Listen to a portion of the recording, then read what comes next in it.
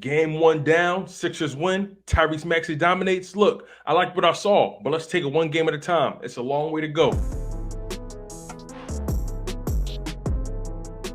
What's good, beautiful people? So the Sixers took game 1, and I liked everything that I saw. Some key things: Sixers out-hustled the Raptors from beginning to end, and they continued to put Toronto in foul trouble. And that was something that was really hurting Toronto in the long run. Fred VanVleet fouled out. One of their rotational guys, Chris Boucher, fouled out. And time again, they really couldn't play on-ball defense, and they were afraid to really challenge us at the rim because they really didn't want to continue to add fouls. But overall, the Philadelphia 76ers really took it to the Toronto Raptors.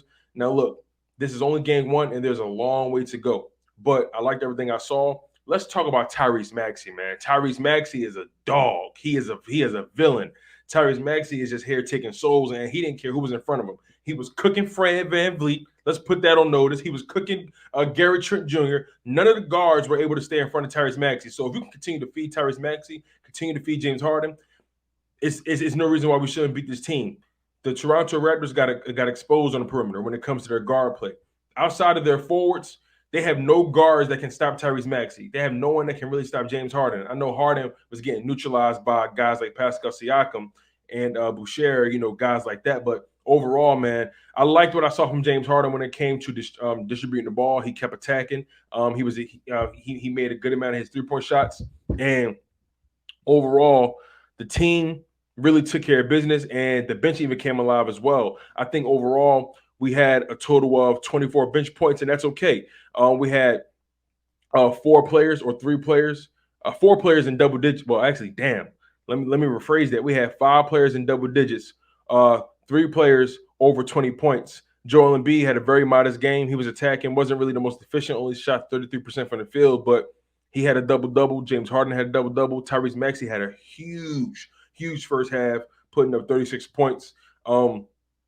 Putting up 36 points through 3 quarters, 38 points total in the whole game. He put up 21 points alone in the third quarter. That's where he took over. And it was pretty much all she wrote from there. Got to give credit to Tobias Harris having a big first half, setting the tone, and Joel Embiid just continued to set the tone with this physical play on both sides of the field. And let's not let this go unnoticed. There was a moment where Toronto, I think, was within 11 points, and James Harden took it upon himself, and I think he had like 3 possessions back-to-back scoring the ball, pushing the lead back to about 18 or something like that. But, man, just a great game from the Sixers. The biggest takeaway is that they out-hustled the Toronto Raptors.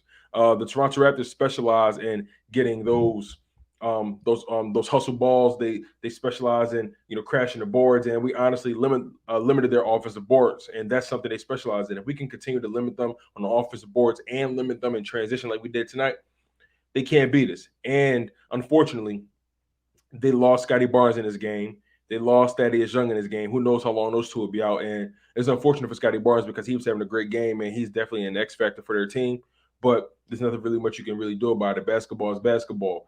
Sixers did an amazing job from the free throw line, knocking those down. Did an amazing job from the three-point line as a team, shooting 50% from the 3 and over 50% from the field. Man, like if Tyrese Maxey can keep this up, this is really a scary team if we're being honest, because Tyrese Maxey is a top 5 three-point shooter this year in the NBA, taking his game to a whole nother level, and the sky's really the limit. I love what I saw from Shake Milton with timely points and Niang with timely points. But overall, the Philadelphia 76ers just played really great team defense, and they were hustling. And they hustled more than I ever seen them hustle in a long time. Now, the offensive boards, we won that battle as well, something we normally don't do. So I got to give credit where credit's due in that regard. But remember, Toronto's going to come back. Toronto's going to try to punch us in the mouth, and they're going to try to blitz us. They're going to play fast. They're going to try to get downhill, and they're going to try to get Pascal Siakam and Fred VanVleet hot early, especially with Gary Trent. He was cold all night, and he got neutralized. And I got to give them credit. They fought back in the third quarter, but James Harden put that pressure on them, and they was making threes, but it really was all for naught. But overall, great game 1 win for the Sixers. Looking forward to game 2, and I want to know what's your thoughts about this. Do the Sixers have this series in the bag? Did they show you enough to indicate that they're going to dominate this series? How do you guys think game 2 is going to play out? Who's going to be the star of the night? But make sure you guys comment below, and I would love to hear your thoughts. I'm your humble host, Tone DeShields II from Chalk It Up Sports, where no matter if we win or if we lose, we just got charges to the game. One love, stay humble, stay healthy, and most importantly, stay hungry.